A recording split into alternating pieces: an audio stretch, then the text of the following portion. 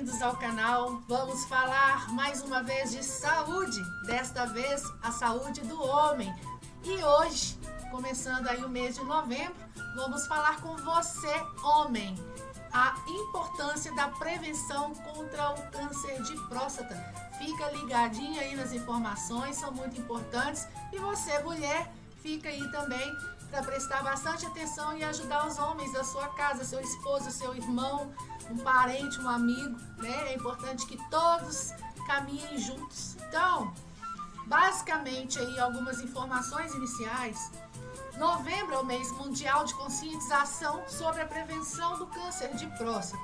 Atinge cerca de 65 mil brasileiros por ano e é responsável por 13.600 mortes aproximadamente para cada 100 mil homens, de acordo com os dados do Instituto Nacional de Câncer. Então, é um número preocupante, né? A cada 100 mil homens, uma média de 13.600 estão aí perdendo a vida para esta doença. Então, neste mapa aí, vamos observar a incidência por região aqui no Brasil a cada 100 mil homens. Nós podemos observar que nas 5 regiões, a que mais apresenta preocupação é a nossa região, a região sudeste, né, que está aí apresentando uma média de 27.890 casos de câncer de próstata. Aí nós temos, abaixo da região sudeste, a nordeste, com 20.570 casos. Esses números são aproximados, são estimativas feitas para o ano passado, 2020. Então, alguma coisa para mais ou para menos, com certeza já foi alterado, mas é aproximadamente esses números que o mapa apresenta. Então, vem aí a região sul, né, em terceira escala, com 9.260 casos aproximadamente. Depois a região centro-oeste com 5.350 e a norte com 2.770. Então, é preocupante, no Brasil inteiro, homens perdem a vida para o câncer de próstata.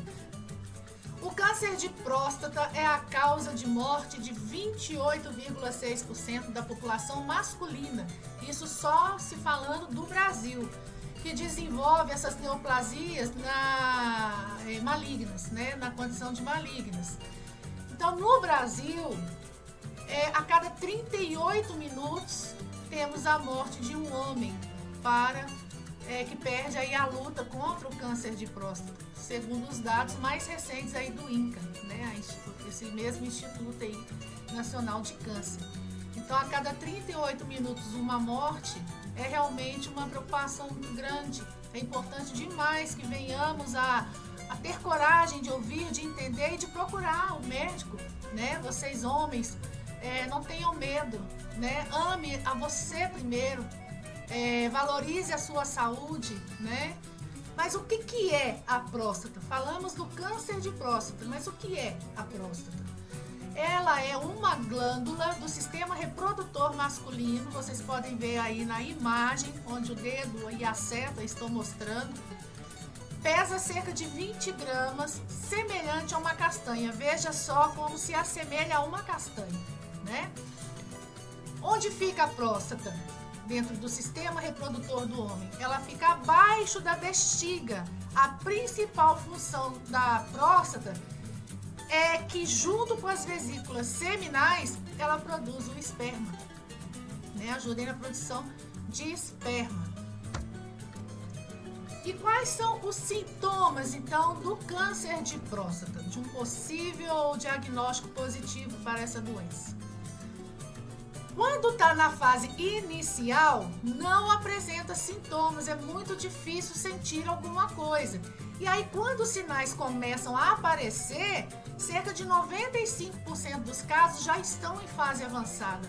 E aí dificulta o tratamento e principalmente a cura, né? Então, na fase avançada, já começa a se perceber dores ósseas, muito forte as dores ao urinar, vontade de urinar o tempo todo, com muita frequência, e a presença de sangue na urina ou no sêmen, né? Quando vai fazer xixi, percebe o sangue, ou quando ejacula, o sangue sai junto com o sêmen. Então, é preciso mesmo que se façam exames rotineiros para evitar, porque normalmente quando aparece já está na fase avançada. Então, descobrindo desde o início, e eu já conheci pessoas que em exames de rotina, sem nem pensar no assunto, descobriu-se câncer em fase inicial, que acabou assim facilitando o tratamento e a pessoa ficou curada. E mesmo na fase inicial, o tratamento ele não é livre de sofrimento, não. Né? É uma série de procedimentos, transtornos que traz para a pessoa, mas com uma chance muito grande de cura. Quais são os fatores de risco, né, para o desenvolvimento aí do câncer de próstata? Primeira coisa é o histórico familiar, né? Se o pai já teve, se algum irmão já teve, um tio, qualquer pessoa da família sanguínea, né? Se tiver um histórico lá no antepassado, pode ser que venha se repetir. E também a questão de raça manda muito, pesa muito, porque os homens da cor negra, eles têm uma incidência maior para esta doença. E a obesidade, né? A ociosidade, a falta de exercício físico, tudo isso pode colaborar para o aparecimento dessa doença. Então, quais são as melhores formas de prevenção e quais são os melhores tratamentos? Né? O diagnóstico, como eu já disse, é importante desde o início. Quanto mais cedo se descobrir, melhor. Então, ir ao médico sempre, diagnosticar o mais cedo possível é a melhor forma de tratamento, de prevenção, já começa aí. Mesmo sem sintomas, né? Foi lá, fez o exame, não tem sintoma nenhum. Mesmo assim, os homens, principalmente a partir dos 45 anos, devem ir ao urologista para conversar sobre o exame de toque retal, que permite ao médico avaliar as alterações da glândula. Que alterações são essas? Endurecimento, presença de nódulos que causem suspeita, né? E sobre o exame de sangue, PSA. Mais para frente eu vou explicar para vocês que exame é esse. Então, muitos homens têm medo deste momento de chegar para o seu urologista, né? Tem o preconceito sobre o exame, no qual o médico muitas vezes vai inserir o dedo ali no reto, né? Para poder apalpar a glândula, ver se tem alguma alteração na forma natural dela, se a glândula está endurecida, se tem algum caroço suspeito. Isso é muito importante para um primeiro diagnóstico, né? Então, quais são as idades mais suscetíveis para o aparecimento desses sintomas? Veja aí na escala por idade.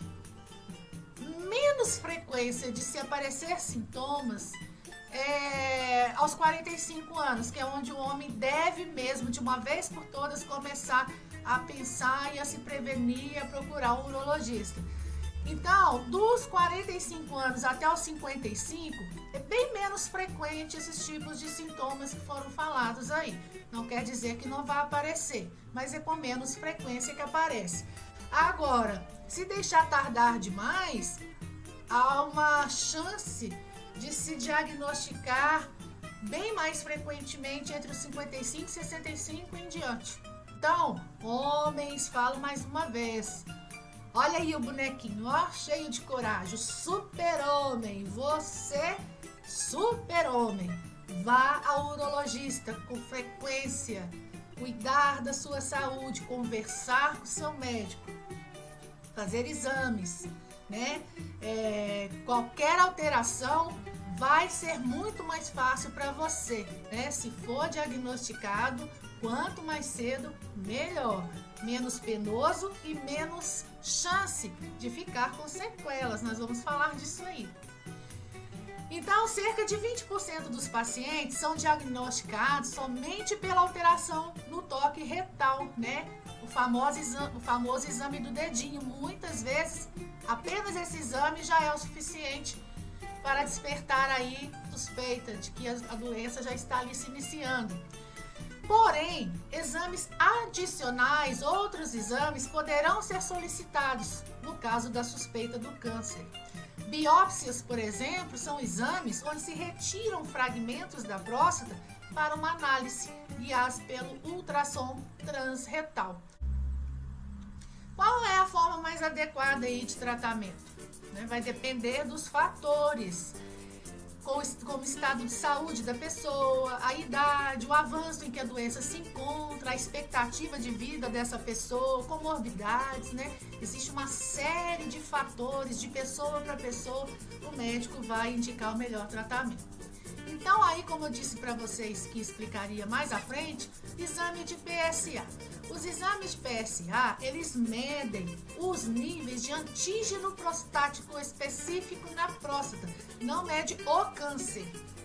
O PSA é produzido pela próstata em resposta a uma série de alterações que podem estar presentes, incluindo uma infecção ou uma inflamação que chamamos de prostatite, o aumento de tamanho da próstata ou possivelmente até mesmo câncer.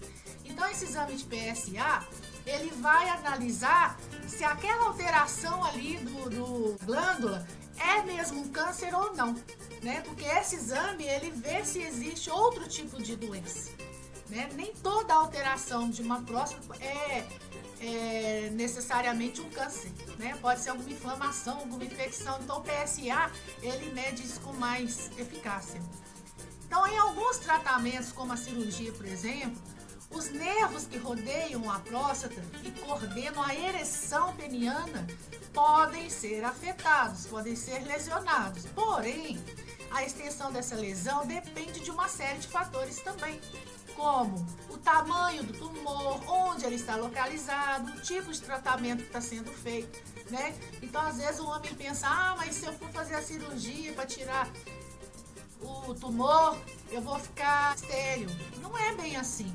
Na maioria dos casos, com o tempo ali de tratamento e paciência, o homem volta a ter suas atividades sexuais normais, Existem sequelas, existem riscos, mas não é vias de regra, não. Então, muitos homens deixam de procurar com medo disso, Isso é um preconceito contra si mesmo. A saúde está em primeiro lugar. Então, cerca de metade dos homens com bom desempenho sexual antes do tratamento, ele ainda terá uma boa função após o tratamento. Outros homens apresentarão uma impotência moderada a severa, mas a maioria tem apenas uma pequena perda da função sexual e muitas vezes essas perdas se normalizam após alguns meses de tratamento. O que pode ser um grande complicador nesta situação? A idade. Porque à medida que o homem envelhece, naturalmente há um comprometimento, na função sexual. Isso já vai acontecendo naturalmente com a idade. Então, não quer dizer que vai fazer cirurgia e vai ficar impotente, Não é isso. Pode ter alguma sequela, sim, mas não são poucos os casos. Então, não fique com isso na sua cabeça. Aí, eu volto a dizer, quer evitar que isso aconteça mais ainda? Faça os exames de rotina. Esteja sempre procurando o seu médico para avaliar a sua situação em relação ao câncer de próstata, Então, o risco de ficar impotente vai ser praticamente nulo. Então, a cada 5 homens que são tratados, um apresenta incontinência urinária pós-sequela. O que é incontinência urinária? Não consegue segurar o xixi. Pode ser uma sequela, do tratamento.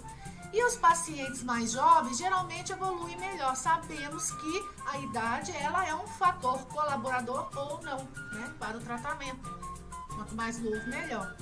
São feitas atividades de reabilitação com fisioterapia do assoalho pélvico, com utilização de eletroestimulação, por exemplo. Então, tem um fisioterapeuta especializado para este tipo de situação que vai aí analisar os melhores movimentos, melhores exercícios para voltar a estimular, toda a área sexual, todo o organismo, do homem. Então, um recadinho bem já assim, do conhecimento de todos, eu acredito, mas não custa a gente falar e reforçar, para terminar aí. Praticar atividade física regularmente, manter o peso saudável, evitar o álcool, o tabaco, o cigarro. minimizam bastante o risco do surgimento dessa doença. O que mais? A alimentação saudável, sabemos que para todas as áreas da saúde, a alimentação saudável é importante e balanceada, né? Então evita tanto o câncer como também outras doenças crônicas. Os estudos feitos já apontaram benefícios do licopeno, que é presente, por exemplo, no tomate, no molho de tomate, né? O licopeno, ele ajuda muito na prevenção desse e de outros tipos de câncer. Então, cuide-se! Fica aqui o recadinho para o mês do Novembro Azul.